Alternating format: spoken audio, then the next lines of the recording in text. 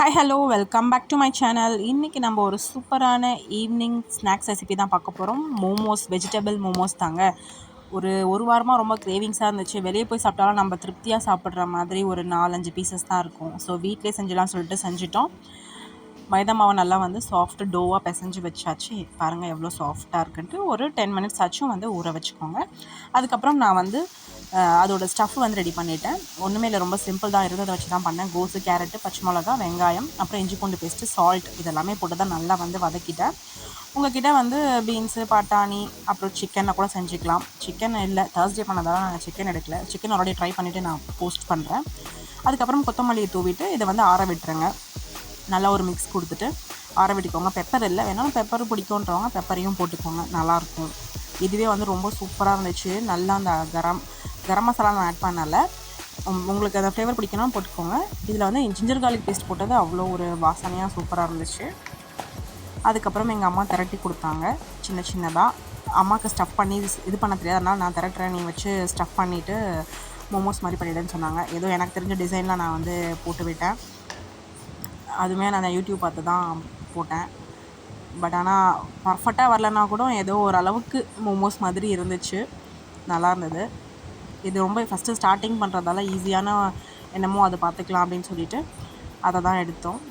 இந்த மாதிரி பண்ணிவிட்டு நல்லா ஒன் பை ஒன்னாக சப்போர்ட் பண்ணி நீங்கள் சுருட்டிட்டு ஃபுல்லாக க்ளோஸ் பண்ணிவிட்டு ஒரு பொட்லி மாதிரி பண்ணி நல்லா ஒரு ப்ரெஸ் கொடுத்திங்கன்னா இந்த ஷேப்புக்கு வந்துடும்.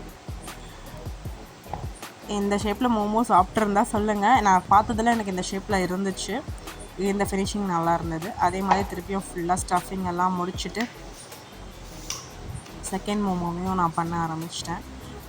டக்குன்ட்டு ஒரு 2-3 வாட்டி பண்ணிங்கனாலே கரெக்டாக அந்த ஃபோல்டிங் நமக்கு வந்துடும்.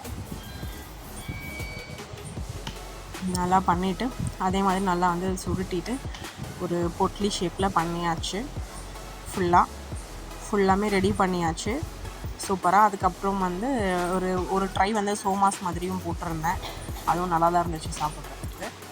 அதுக்கப்புறம் நம்ம ஸ்டீமரில் தண்ணியை ஊற்றிட்டு லைட்டாக ஒட்டாமல் இருக்கிறதுக்கு எண்ணெய் தடவிட்டு ஒரு மோமோவும் அடுக்கி வச்சாச்சு. லைட்டாக எண்ணெய் போட்டிங்கன்னா நல்லா ஒட்டாமல் கீழே நம்ம போட்டிருக்க அந்த பேஸ் மாவு ஒட்டிடுச்சுன்னா கஷ்டம், அப்படியே பிரிஞ்சு வந்துடும். ஏன்னா மெலிசாக திரட்டோம்ல, அதனால் கொஞ்சம் ஆயில் அப்ளை பண்ணிவிட்டு எடுத்திங்கன்னா நல்லா ஈஸியாக வரும்.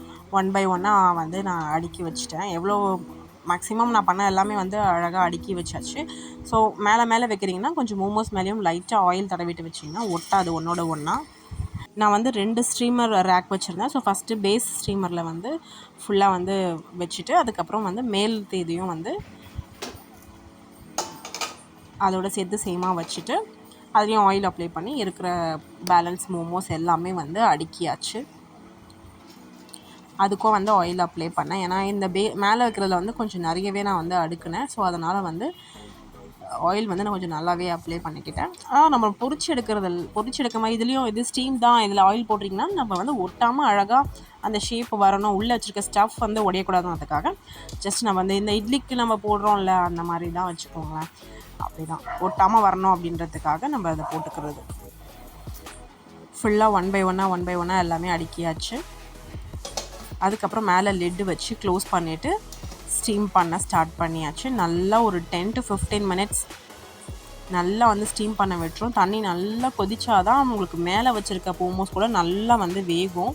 உள்ள ஸ்டஃப் நம்ம ஆல்ரெடி வதக்கி வச்சுருக்கோம், இருந்தாலும் நமக்கு அந்த மாவு நல்லா வேகணும்.